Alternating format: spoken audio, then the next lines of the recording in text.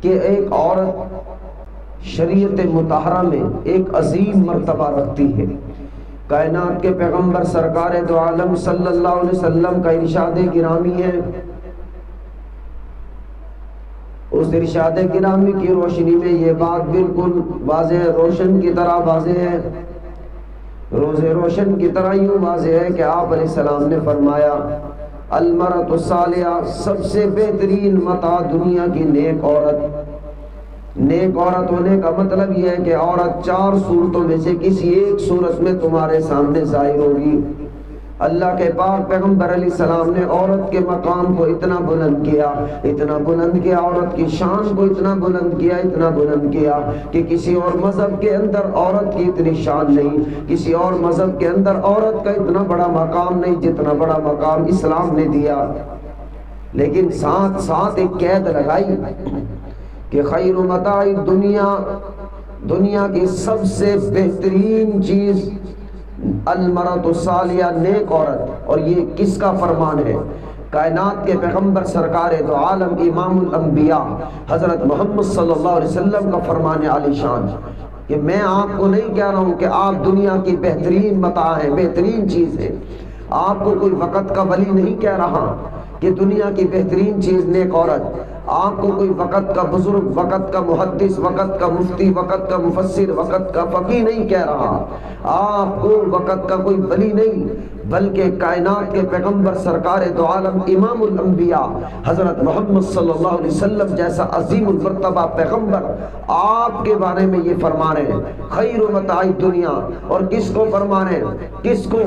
کہ اس دھرتی کے انبیاء کے بعد سب سے بابرکت ہستیوں یعنی صحابہ کرام اور صحابیات کو آپ نے فرمایا یا معاشر الصحابہ، صحابہ کی جماعت، خیر متاع دنیا، دنیا کی سب سے بہترین چیز کون؟ المرأۃ الصالحہ، نیک عورت۔ یہ کس کا فرمان؟ کس کی زبان اطہر سے نکلا؟ کس کی زبان اقدس سے نکلا؟ کائنات کے پیغمبر سرکار دو عالم امام الانبیاء حضرت محمد صلی اللہ علیہ وسلم کی زبان اطہر اقدس سے نکلے ہوئے جملے۔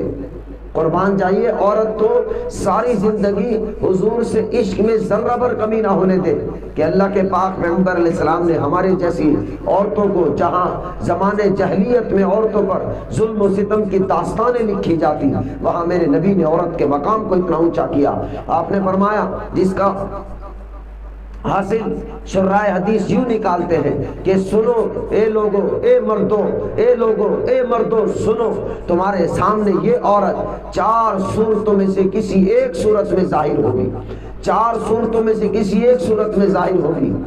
اور ہر صورت میں اللہ نے بڑا انعام کا وعدہ کیا۔ فرمائے مردو سنو، اگر یہ عورت تمہارے سامنے ماں کی صورت میں آ جائے تو اس کے قدموں میں جنت، اگر یہ عورت تمہارے سامنے بیٹی کی صورت میں آ جائے تو دیندار گھرانے میں دینی تربیت کرنے پر جنت کی ضمانت، اگر یہ عورت تمہارے پاس بہن کی صورت میں آئے اور بھائی نے بہن کو پیار دیا، پھر دینی گھرانے میں شادی کرنے میں باپ کا قوت بازو بنا، باپ کا سہارا بنا، باپ کا آسرا بنا، پھر جب بیٹی بہن اپنے گھر سے واپس بھائی کو ملنے آئی، بھائی نے اپنے گلے لگا کر اس کے سر پر ہاتھ رکھ دیا، تو تب اس بہن کی صورت میں اس مرد کو جنت ملتی ہے۔ اگر یہ عورت بیوی کی صورت میں ظاہر ہو جائے تو میرے نبی نے فرمایا یہ اگر بیوی نیک بیوی بن جائے تو جنت کی 70,000 حوروں کی سردار بن جائے گی۔ تو عورت چار ہی صورتوں میں ظاہر ہو سکتی ہے، پانچویں صورت ہے کوئی نہیں۔ عورت تو خاص طور پر مسلمان عورت اللہ کے سامنے ساری زندگی بھی سر سجدے میں ڈال کر با پردہ ہو کر اسلام کی ساری شرائط کے ساتھ اپنی زندگی گزارے، اللہ کی قسم اس نے پھر بھی اپنے رب کا شکر ادا نہیں کیا، اپنے نبی کے احسان کو بدلہ نہیں دیا، احسان کا بدلہ نہیں دیا۔ میں آپ کو بتاؤں ذرا زمانے جہلیت میں عورت کو کیا سمجھتے تھے۔ ایک میٹنگ ہوتی ہے جس میں سابقہ جتنے بھی مذاہب اکٹھے ہوتے ہیں اور زیر بحث بات ہے کہ عورت چیز کیا ہے۔ سنو ذرا، اگر آپ اہل ایمان ہیں، آج کی گفتگو بڑی اہم ہے اور آپ یہاں سے بہت سارا فائدہ لے کر جائیں گے۔ زمانہ جہلیت سے پہلے دیگر تمام مذاہب میٹنگ کرتے ہیں، زیر بحث ایک موضوع ہے اور موضوع کا عنوان ہے کہ عورت کیا ہے۔ کسی مذہب نے کہا عورت ایک استعمال کی چیز ہے، کسی مذہب نے کہا عورت ایک گری پڑی چیز ہے، کسی مذہب نے کہا عورت ایک خوش دل لبھانے والی چیز ہے، کسی مذہب نے کہا عورت ایک راستے میں ایک اینٹ کے ٹکڑے کی مانند ہے، کسی نے کہا عورت ایک ہماری خادمہ ہے، کسی نے کہا عورت صرف ہماری ملازمہ ہے، کسی نے کہا عورت صرف ہماری ماتحت ہے، کسی نے کہا عورت ہماری صرف محکومیت میں ہے، کسی نے بھی عورت کو شان نہ دی۔ قربان جائیے کائنات کے پیغمبر سرکار دو عالم امام الانبیاء حضرت محمد صلی اللہ علیہ وسلم پر جب بات یہاں تک پہنچی تو دیکھا زمانے جہلیت کے اندر جہاں عورت کو ایک گری پڑی چیز کہا جاتا تھا، جہاں عورت کو ایک راستے میں ایک اینٹ کے ٹکڑے کی مانند کہا جاتا تھا، جہاں عورت کو ایک نجس ایک پالید ناپاک چیز سمجھا جاتا تھا، جہاں عورت کو زندہ درگور بچپن میں ہی کر دیا جاتا تھا، وہاں کائنات کے پیغمبر نے عرب کی اس دھرتی پر جہاں عورت کی عزت تو دور کی بات عورت کا نام سننا ہی مکروہ سمجھا جاتا تھا، وہاں میرے نبی نے عورت کی شان کو اتنا بلند کیا، اتنا بلند کیا کہ جنت کو عورت کے قدموں میں لا کر کہا یہ تیری ماں ہے، جنت کو عورت کے سر پر لا کر کہا یہ تیری بیٹی اور بہن ہے، جنت کے اندر حوروں کے سردار کی صورت میں لا کر کہا یہ تیری بیوی ہے، جنت کی حوروں کی سردار ہے۔ اتنا بڑا مقام اللہ نے عورت کو دیا ہے، لیکن یہ مسلمان عورت سمجھتی نہیں، پھر بھی انہی مذاہب والوں کے پیچھے چلتی ہے جن مذاہب نے اس کو گری پڑی چیز کہا، جن کے ہاں اپنی عورت کی کوئی عزت شمار نہیں۔ آج انہی یہود و نصارہ کی طرز پر یہ عورت اپنی زندگی گزارتی ہے، ڈوب مرنے کا مقام۔ یہ کہتی ہے ہمیں آزادی کیوں نہیں ملتی، اور دلیل دیتی ہیں جیسے غیر ملکوں کے اندر عورت کو آزادی ہے، غیر ملکوں کے اندر عورت کو آزادی ہے۔ سے پھروں بال ننگے ہو، زیب و زینت ہو، کپڑے میرے چست ہو، نمازوں کا مجھے کوئی پتہ نہ ہو، قرآن میری زندگی میں نہ ہو۔ ہم کہتے ہیں بیانات کے لیے، میں حیران ہو جاتا ہوں پتہ نہیں یہ مسلمان عورت کیا کرنا چاہتی ہے، ننگے سر، کپڑے چست اور چست ہونے کے بعد چھوٹے جن سے پیٹ کا اکثر حصہ نظر آتا ہے اور پائنچے اوپر ٹخنے نظر آتے ہیں۔ زیب و زینت کا عالم یہ، زیب و زینت کا عالم یہ ہے کہ ہر قدم پر خود بھی گناہگار، مردوں کو بھی گناہگار کرتی ہے۔ ہم ایک نظر اٹھا کر جب گراتے ہیں وہی سٹ پٹا جاتے ہیں، اللہ ہمارا کیا بنے گا، کہاں جائیں ہم۔ چل رہی ہیں ان کی طرز پر کہ غیر ملکوں میں یہود و نصارہ عورتیں چست کپڑے پہنتی ہیں، سر سے ننگا رہتی ہیں، کپڑے چھوٹے پہنتی ہیں، ٹخنے ظاہر کرتی ہیں، نماز روزے کا ایمان کا پتہ نہیں۔ یہ عورت کہتی ہے میں بھی اسی طرح بن جاؤں۔ ذرا ان عورتوں سے پوچھو، ہم نے تو ان کے انٹرویو سنے، ہم نے ان کی تحقیقات پڑھی، وہ عورت جو یہود و نصارہ جن کو تم نے اپنا ترہ امتیاز بنانا چاہا، جن کو تم نے آئیڈیل بنانا چاہا، ان کی کبھی رواداد سنو۔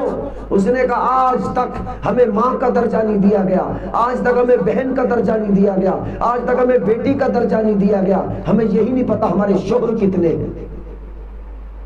اور یہ عورت پھر اسی کے نقش قدم پر چلتے جہاں ان کا اپنا مقام نہیں۔ اسی کے بارے میں ہمارے بڑے بزرگ کہتے ہیں ہر چمکتی چیز سونا نہیں ہوتی، ہر چمکتی چیز سونا نہیں ہوتی،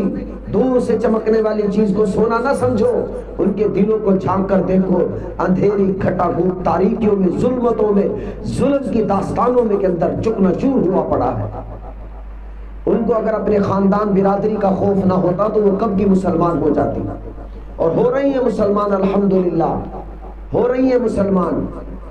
اور پھر انٹرویو دیتی ہے، جتنا سکون وہ عورتیں کہتے ہیں ہمیں پردے میں آیا، جتنا سکون ہمیں کھلے کپڑوں میں آیا، جتنا سکون ہمیں ماں بہن بیٹی بیوی بننے میں آیا، جتنا سکون پردے کے اندر آیا، جتنا سکون نمازوں کے سجدوں میں ملا، جتنا سکون قرآن پاک کے سیکھنے میں ملا، ہم نے ساری زندگی اتنا سکون کبھی عالی شان محلات میں نہیں دیکھا، عالی شان محلات میں نہیں دیکھا۔ خدا را بچ جاؤ،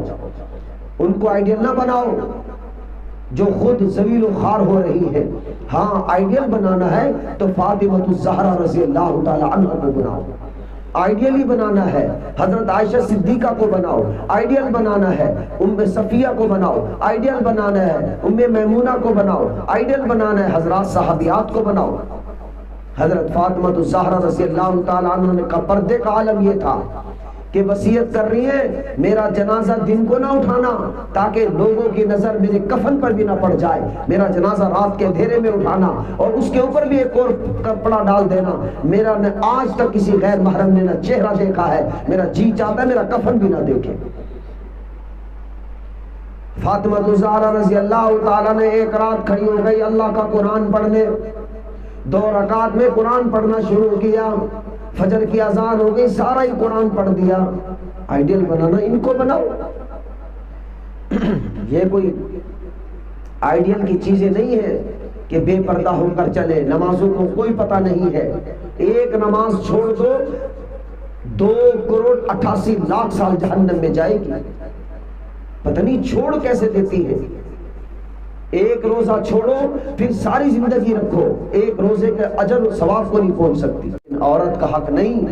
کہ بلا وجہ یہ نماز اور روزہ چھوڑ دے۔ عورت کی تو شان یہ ہے کہ جب کبھی اس سے نماز چھوٹنے لگے، روزہ چھوٹنے لگے، کبھی اس سے قرآن پاک کی تلاوت ناگاہ ہونے لگے تو زمانے جہلیت کو یاد کر لیا کرے کہ میری تو کوئی وقت نہیں تھی، اگر مجھے آج شان ملی ہے تو نماز کی بدولت ملی، قرآن کی بدولت ملی، روزے کی بدولت ملی، نبی کی سنتوں کی بدولت ملی اور پردے کی بدولت ملی، عزت دار گھرانے میں بہا میں ماں بہن بیٹی بیوی کی صورت میں ملی۔